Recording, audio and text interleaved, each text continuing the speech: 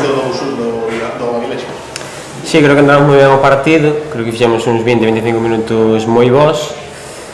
Tivemos, creo que unha ocasión que se pase a área que, bueno, podía ser o terceiro, e eles a partir de un pouco que dis, do 2-1, empezaron a crecer, costounos ter tempo de balón, pero o balón moi rápido, querendo o mellor correr, estaban moi afundidos defendendo, eles creo que fixeron ben nese momento, supemos sufrir cando tocou, e logo, bueno, creo que o inicio foi moi parello na segunda parte, marcamos pronto, e a partir de aí creo que máis ou menos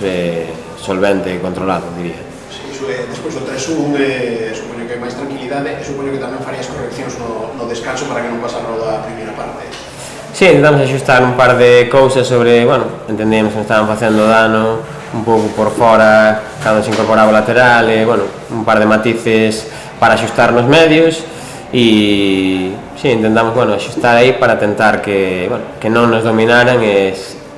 pola parte de ter o balón intentar ampliar os minutos de balón, buscando marcar, pero non ter pérdidas tan rápido. Mais controlado o partido, na segunda parte?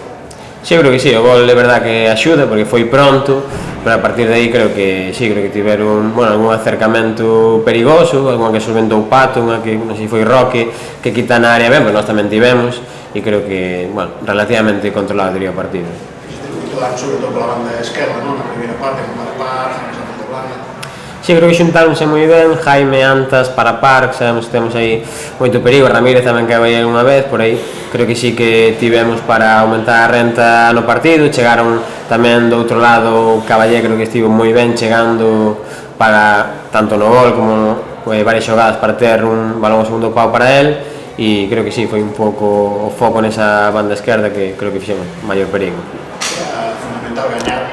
para seguir aspirando a quedar entre os 5 primeiros. Como ves a situación agora despois desta xornada? Bueno, creo que non cambia moito, no sentido de que temos que gañar o noso partido, que é un rival moi complicado, un moi bo equipo, e o noso guión sigue sendo o mismo, gañar o noso partido, que é o que temos que facer, o que está nas nosas mans, e a partir de aí, pois que pase o que teña que pasar, con ilusión, obviamente,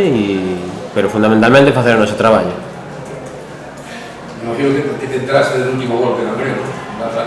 Sí, lo comentaron ahí en el banquillo. La verdad que, bueno, yo no quería saber resultados, estaba centrado en el partido, pero bueno, sí que estaba la parte final, el partido, pues bueno, fue en el descuento, creo, nuestro, marcaron, pero bueno, es una cosa que podía pasar, nosotros, ya digo, no cambia en el sentido de que tenemos que ganar nuestro partido y a partir de ahí, lo que tenga que pasar, pasará, pero lo que es indiscutible es que nosotros tenemos que ganar nuestro partido. No es fácil que Gambrero deje escapar ahora ante uno de los colistas que ya no en la última jornada. La Arandina lleva 13 puntos de 15, es que no, esta liga todo el mundo creo que está compitiendo, nosotros no podemos pensar en Langret, tenemos que pensar en nosotros, sí, de reojo obviamente, pero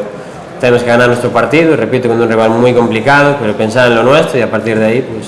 si tiene que venir fenomenal y si no, que no quede en nuestro debe.